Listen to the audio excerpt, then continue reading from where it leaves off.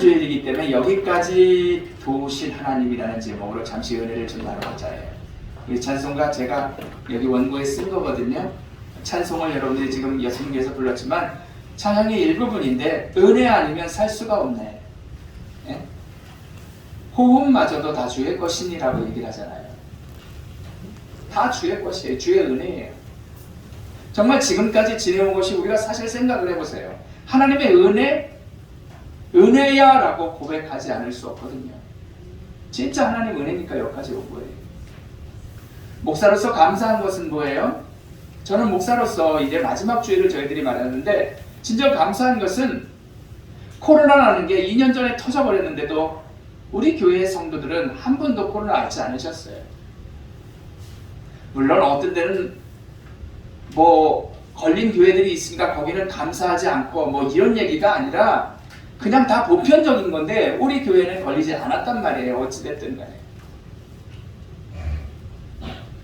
그리고 코로나로 인해서 지난번 해낸 여러분들 기억하시겠지만 예배를 드릴 수가 없었습니다. 완전히 통제를 해가지고. 그럴 때에도 우리 교인들 저희 가족 4명만 앉아서 예배를 드린 적이 있거든요. 그러다가 한 두세 주 지나니까 그냥 권영문 권사님이 오셨어요. 그래서 그냥 드리고. 그런데 지금 2년이 지나가는 이러한 시점에 볼 때 성도들이 뭐 그 눈치 보고 이런 게 아니라도 이제는 그냥 입에 나와서 하나님 앞에 영광 돌리는 시간이다라는 것 충분히 그렇게 이해를 하고 아주 잘 나오고 계셔서 저 얼마나 감사한지 몰라요. 이것도 물론 여러분들이 생각하면은 그리고 안 나오는 분들은 몇 분 계시는데 이상한 분들 아니냐 그런 개념은 아니죠. 여러분 그리고 교회가 사회생활과 똑같이 하기 때문에 어떻습니까? 하나님 앞에 우리가 예물을 드리지만 실질적으로 그 예물이 교회를 위해서도 쓰이잖아요. 근데 성도들이 많이 나오질 못한다면 또 어떤 일이 벌어집니까?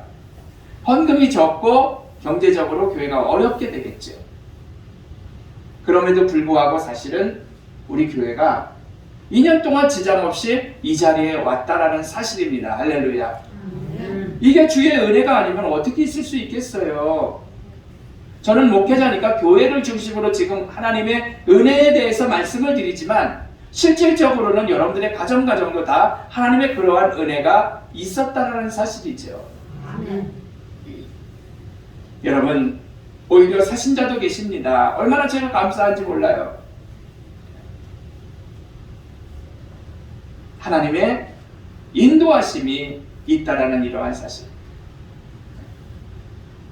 정말 우리 교회를 주님께서 여기까지 인도하셨다라는 이 자체를 생각할 때 성도님들 개개인으로 가정과 개인적으로 인도하셨으니까 우리 교회가 이만큼 또 온 거죠. 감사밖에 생각하지 않아요. 오늘 본문은 여성복에 유명한 에베네셀이라는 그러한 하나님께서 여기까지 우리를 도우셨다라는 그러한 선전으로 옛날에 있었던 그 에베네셀이 나오는 부분이 바로 오늘 본문의 말씀이잖아요. 사무엘이 고백을 하면서 감사하고 있어요. 네. 역사적으로 볼 때 이스라엘은 굉장히 힘들었습니다. 왜? 그 이웃 나라의 거대한 나라인 블레셋이 와가지고 맨날 공격하고 맨날 싸우는 거예요, 그냥. 그러니까 살기가 힘들지요. 변방에 있는 그쪽 주민들은 노바다 가서 죽이고 약탈하고 하니까. 그런데 이스라엘은 대혼란기였는데 힘들고 어려운 시점이었는데 이러한 지도력에도 공백이 생기고 또 이 블레셋이 계속 쳐들어와서 힘들게 하고 법궤까지 빼앗긴 그러한 일도 있었습니다. 이스라엘에서 제일 굉장히 중시 여기는 하나님의 법궤. 이 법궤를 빼앗긴 그러한 때가 바로 이때였거든요. 그럴 때 이제 엘리 제사장이 대표되는 그러한 목회자인 엘리 제사장이 하나님의 품으로 떠났고 죽었고 그러자 이제 이스라엘에서는 사무엘이라는 사람을 제사장으로 세운 거죠.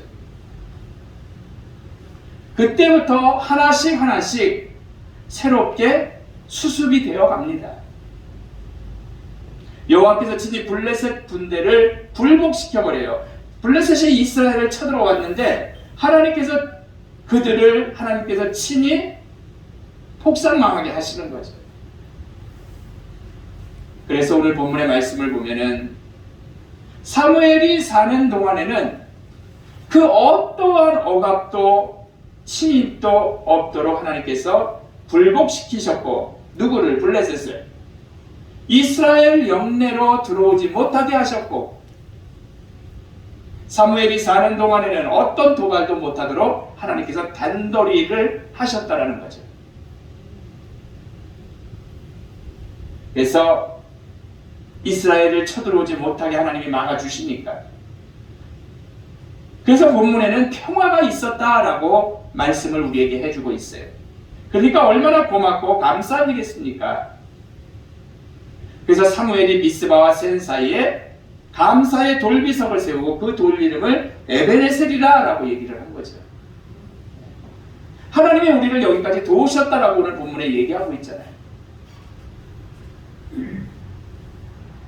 승리를 기념하려고 선지자 사무엘이 광개토 대왕이라는 사람이 우리나라에는 전쟁에서 승리한 지역에 가서, 북한에도 있잖아요, 중국 쪽에도 있잖아요, 광개토 대왕이 돌비석을 세웠잖아요. 여기까지 우리가 왔다라는 거죠. 점령하고, 비슷하게 이스라엘이 하나님께서 여기까지 우리를 인도하셨다라는 그런 개념으로 돌을 쌓아 표시를 만드는 거죠. 비석을 세운 거죠. 에베네셀은 하나님께서 우리를 이끌어 주심, 도우심에 대한 그러한 의미를 가지고 있어요. 그러니까 지금 시점에서는 올 한 해를 힘들어도 저와 여러분을 도와주셨다, 이끌어 주셨다라는 것을 생각한다라면은 여러분들 마음속으로라도 돌비석을 세워야 돼요. 에베네셀이라는 것, 하나님께서 여기를 우리까지 도우셨다라는. 여러분, 지난해부터 지금까지 코로나가 보통 난리가 아닙니다. 수많은 사상자가 발생을 하고 있어요. 그로 인해서 활동도 억제되고 통제를 하는 그러한 나라들도 있습니다. 네덜란드라는 나라는 요 근래 이야기인데, 네덜란드를 비롯해서 유럽의 모든 나라들이, 미국도 그런 난리가 없어요. 자영업자들은 우리나라만 해도 어떻습니까? 우리나라만 해도 이 자영업자들도 사람들이 길가에 없으니까 그거 3, 4시간, 9시까지만 해라, 10시까지만 하라 하니까 그거 더하면 뭐래요? 어차피 오지도 않는 거. 그러니까 문을 닫고 황량해져 버리는 거예요. 심지어 그렇게 돼서 너무나 힘드니까 폐업을 하는 사람들도 있습니다.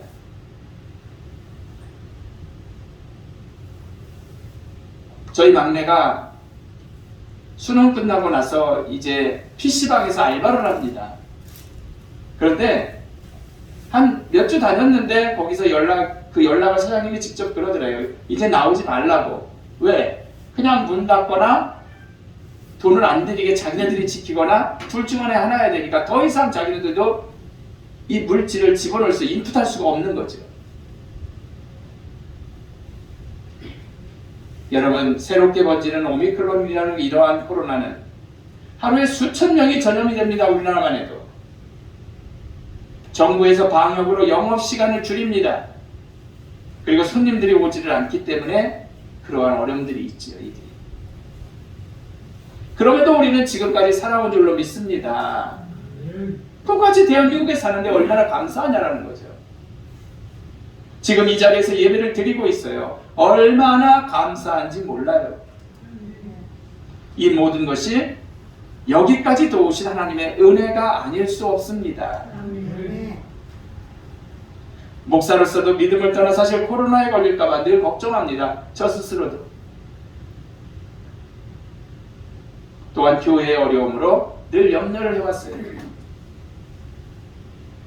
하지만 교회도 물질적으로 볼 때도 비치지 않았습니다. 그리고 우리 교회는 이 시간까지 왔기 때문에 그저 감사할 따름이라는 거죠. 하나님이 지켜주시는데 염려한다는 건 사실 믿음이 아니거든요. 확실히 지켜주시는데 왜 염려를 하고 앉아 있어요? 시간이 너무 빨리 갑니다. 하지만 우리는 그 세월 속에서 몸을 씻고 무탈하게 여기까지 온 줄로 믿습니다. 잠시 후에 부를 찬송이지만 지금까지 지내온 것 주의 크신 은혜라. 할렐루야. 여선교에서 부른 찬송도 그랬지만 우리가 이제 끝송으로 부를 찬송도 지금까지 지내온 것 주님의 은혜라는 사실이죠. 한이 없는 그의 사랑을 뭐로 말할 거예요? 우리가 이런 하나님의 세세한 사랑을 받았음에도 불구하고 문제는 뭐예요? 우리가 이렇게 은혜를 받았음에도 불구하고 곁길로 가려 한다는 거죠. 인정하지 않는다라는 거죠. 하나님께서 제일 싫어하는 것은 우상숭배라는 거거든요. 여러분들이 절간에 가서 절을 하고 혹은 무당을 불러서 구틀하고 정한수를 떼어놓고 빌고 하는 이러한 일들을 하지는 않지만, 점쟁이를 찾아가지는 않지만 하나님이 원하시는 것은 하나님 자체가 1번이기를 원하시는 거거든요. 네가 제일 믿고 의지하는 게 누구야? 1번. 그 1번이 하나님이어야 된다는 사실이죠.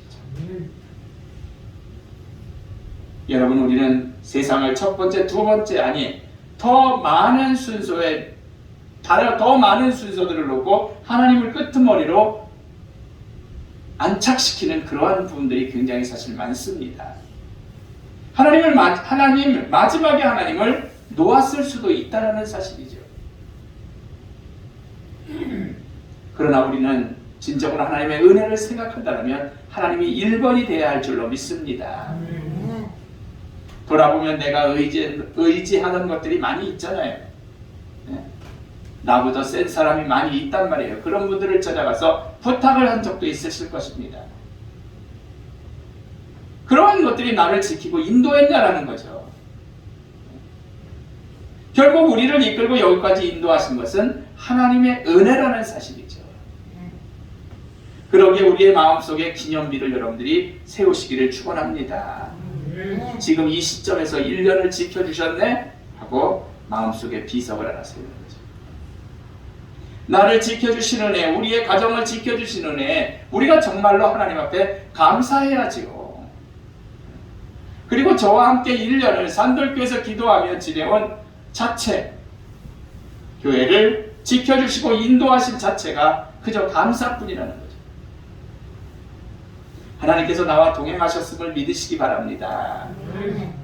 바로 옆에서 나를 도우셨다는 점을 기억하면 얼마나 신나고 좋은지 몰라요.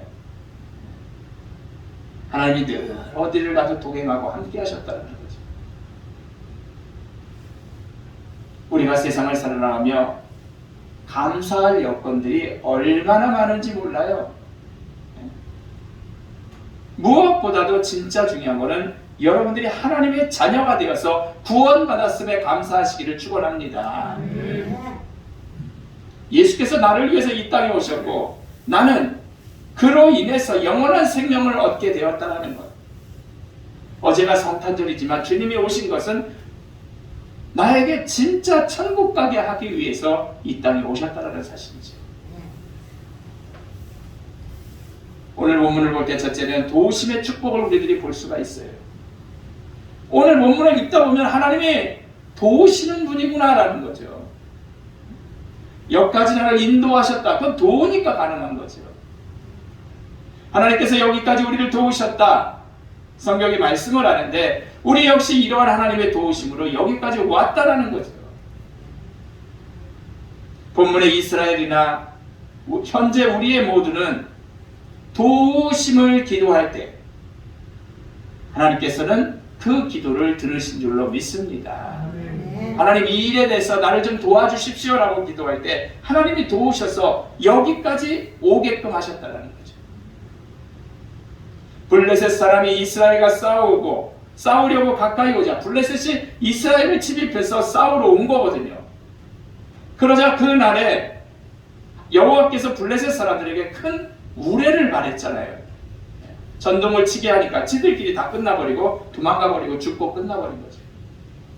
하나님께서 인도하셨다는 거죠. 도움이 있었다는 사실이죠. 저와 여러분들도 하나님이 도우시지 않았으면 도우심이 없었더라면 이 자리에 있을 수가 없었던 거예요. 우리 역시 마찬가지로 기도하면서 하나님을 바라보면 하나님께서 알아서 도와주실 줄로 믿습니다. 두 번째는 이 말씀을 볼 때 보호하심이 있었어요.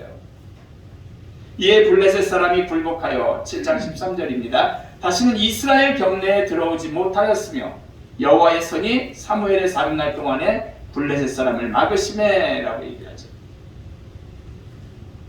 블레셋이 노바다 아까 말씀을 드렸지만 와서 찔끔거리면서 공격을 하고 저희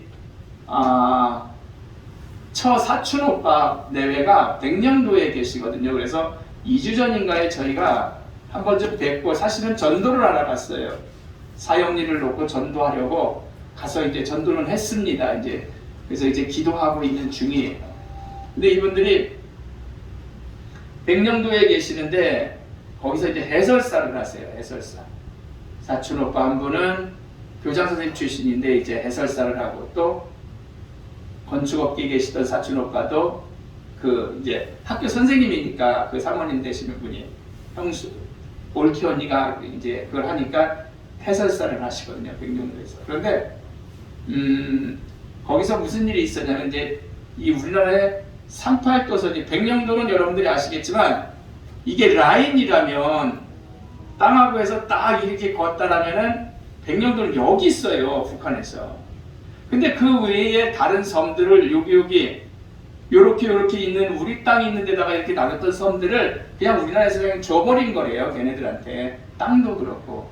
이유는 뭐냐면은 북한에서 그냥 이렇게 땅으로 인접해 있는 데는 넘어와가지고 병사들 죽이고 귀도 잘라가고 코도 잘라가고 막 이러니까 이게 감당이 안 됐던 거죠. 그러니까 그냥 그쪽으로 줘버리고 하다 보니까 이제 백령도하고 연평도만 우리나라 쪽으로 온 거죠. 그래서 이제 그런 해설의 설명을 들었는데 이렇게 북한도 우리를 찝쩍거리고 계속 오듯이 이 당시에 변방이니까 블레셋이라는 나라가 그렇게 이스라엘에 와서 찝쩍대고 사람을 죽이고 했던 거죠. 그래서 이제 사무엘이 선지자가 되어서 하나님 앞에 기도하니까 하나님 뜻을 찾으니까 어때요? 지들끼리 우레라가 터져서 지들끼리 죽고 지들이 떠나버리니까 하나님의 은혜니까 이게 바로 하나님의 보호하심이었다는 거죠. 사랑하는 성도 여러분, 하나님의 손으로 블레셋 사람들을 막아주셨잖아요. 하나님의 보호하심이 축복이 함께 하셨을 때 진정으로 블레셋 사람이 다시는 이스라엘에게 들어오지를 못했다는 거죠. 하나님이 보호하시면 아무도 심지어 원수 마귀도 우리에게 접근하지 못한다는 사실을 여러분들이 믿으시기를 축원합니다. 우리는 두려워할 필요가 그러기 때문에 없는 거예요. 세 번째로 회복과 평화를 우리가 오늘 본문에서 볼 수가 있습니다. 블레셋 사람이 이스라엘에게서 빼앗았던 성읍이 에그론부터 가드까지 이스라엘에게 주어버리고 회복이 됩니다. 이스라엘이 그 사방 지경을 블레셋 사람 손에서 되찾은 거죠. 쳐들어가서 지네들이 가져간 거를 우리가 다시 되찾은 거죠. 하나님이 그렇게 하셨으니까. 이스라엘과 아모리 사람 사이에 평화가 있었더라 라고 예고를 말씀을 하죠.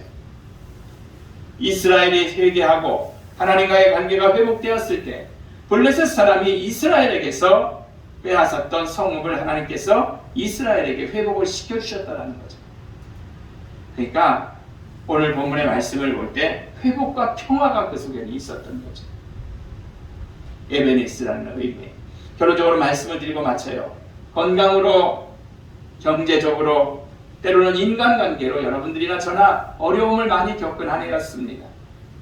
하지만 우리는 넘어뜨리려는 원수마귀가 대적해 와도 우리 하나님은 21년 한 해를 지켜주셨듯이 우리를 인도하고 보호하시는 분이심을 믿으시기를 바랍니다. 바라기는 무엇보다도 어렵고 힘든 이 한 해를 지켜주신 그러한 하나님의 은혜에 감사하시고 앞으로 무슨 일이 있어도 인도하심을 믿으시는 여러분들 되시기를 축원합니다. 아멘. 기도합니다.